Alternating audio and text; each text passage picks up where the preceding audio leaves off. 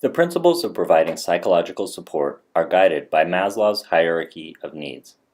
First, we make sure people are safe, and that they have adequate food, clothing, and shelter.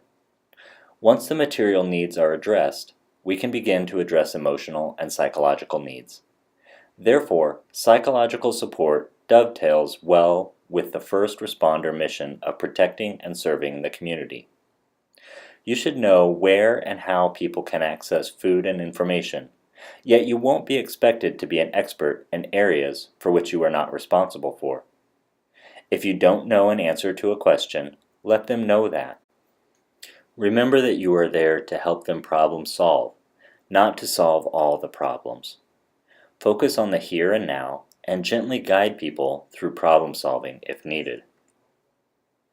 The core actions of PFA, according to the National Child Traumatic Stress Network, begin with contacting and engaging individuals in conversation. As noted in the previous slide, people are not ready to talk about events or problem solve if they don't feel safe or comfortable. At the end of this course, you will be provided with a link to the online PFA course sponsored by the National Child Traumatic Stress Network if you wish to continue to add to your knowledge about how to provide quality PFA in the field. Some disaster behavioral health workers think their job is to help someone become completely calm. However, instead, the goal of any responder is to help the person calm down enough to think more clearly. This is referred to as stabilizing the individual in clinical terms. If the responder thinks in terms of helping someone reach a moderate level of discomfort, the task becomes less daunting. Picturing where someone might be on a scale of 0 to 10 helps guide how you respond to them. For example, 0 means that the person may be experiencing emotions, but they are very calm, and 10 means that the person appears extremely upset. The person who is at 8 to 10 tends to be unable to think clearly. Their brains are focusing on keeping their bodies alive at that point, not on abstract or higher levels of thought. Therefore, the goal when working with a particular individual may be to help them de-escalate to a 6 or a 7 so they can think more clearly and make realistic decisions. It may be unrealistic to expect someone who has been at an 8 or a 9 to calm down to a 0 or a 1.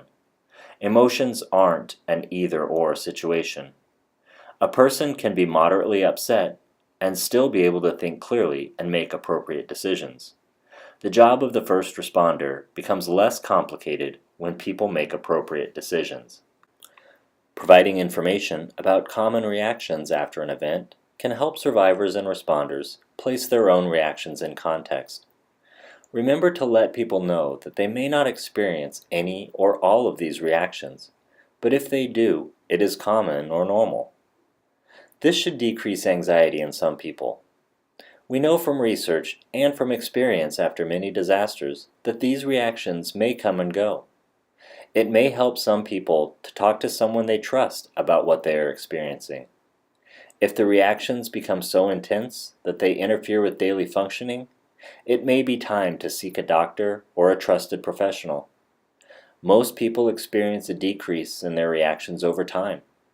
Some may need a little extra support to get through it. And a few people who may have had intense loss or exposure, previous trauma, or bad life experiences may need professional help. Providing information can be a non-threatening door opener to further conversations with the individual. The reactions most people think of after a disaster are the emotional reactions. However, many people do not realize the range of emotional reactions, from anger to detachment, are common and to be expected. It's important to remember that there is no wrong emotional response to a disaster, and that many people will experience the same sorts of responses. Simply letting people know that they are not alone in their response can go a long way toward helping them feel that things will improve and they will get better. There are a number of common reactions related to how people think after experiencing a disaster. Although the items mentioned on this slide are generally self-explanatory, it's important to distinguish between flashbacks and memories. A person who has a flashback is feeling as if they are re-experiencing the event right now. It's not remembering what happened. It is feeling as if it were happening all over again. It is very different from being reminded of past experiences. It can be helpful to survivors to understand that physical symptoms are a part of the common reactions to a disaster and often will go away over time. As we noted earlier, people often think of emotional reactions to disasters, but they seldom realize that there are physical reactions that are very common, regardless of whether the person has experienced a wildfire, a tornado, or a terrorist attack. The chief thing to remember about physical symptoms is that they interfere with a person's ability to function, to work, attend school, etc. They should be evaluated by a healthcare provider for further treatment. Disasters can also affect the way we act. Survivors may feel they have no control over their own behavior and may feel out of control or not themselves.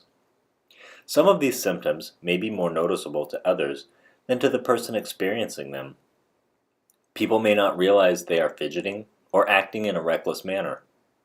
Understanding that this is a common reaction can, again, go a long way toward helping people believe they will regain control of their lives. There is some evidence that there are increases in domestic violence following a disaster, which community leaders may wish to monitor closely. While many reactions are common and to be expected, there are some reactions that serve as warning signs that the person may need to be evaluated by a professional. For example, the individual who avoids any emotions or who minimizes their emotions may need to be further evaluated by the disaster behavioral health clinician. One of the warning signs of developing post-traumatic stress disorder can be emotional numbing. Another important thing to remember post-disaster is that alcohol is for celebration, not for medication. Anyone who is feeling badly enough to self-medicate should see a professional for more effective means to treat their reaction. Alcohol and drugs can have a rebound effect, making reactions worse in the end. You may notice your colleagues, other disaster relief workers, or even yourself using working the disaster response as an opportunity to avoid your own feelings about the disaster itself. Avoidance can also rebound and cause further problems down the line, which is then compounded by the physical and emotional exhaustion that can accompany overworking. Hostility or aggression is a warning sign that the individual has exhausted their coping mechanisms and may be in need of assistance. If the stress symptoms remain high over a few weeks and do not show gradual reduction, it may be a sign of a reaction that may require referral for professional care. Making this decision is, of course, difficult and should be made in consultation with the team leader. It is important to recognize that such a referral may not be received well by the person you are referring.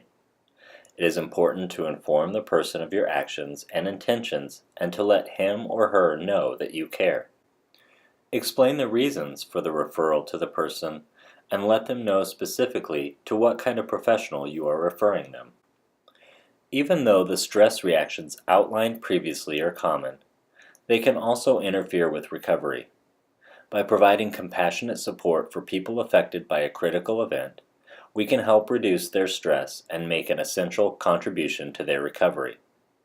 Coping effectively with adversity often requires a balance between changing the negative conditions, either through confrontation or avoidance, and adjusting to those things that are beyond one's power to change.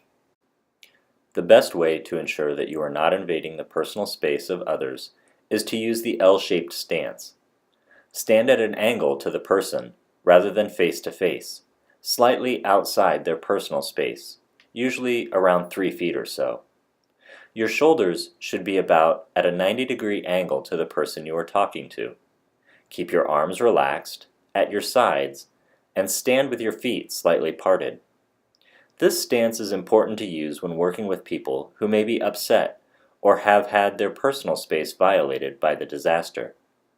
Remember that personal space extends to stuff, so if belongings are destroyed or scattered, there is a feeling that personal space has been invaded. The L-shaped stance shows respect and decreases the perception that you are confronting the other person or getting in their face.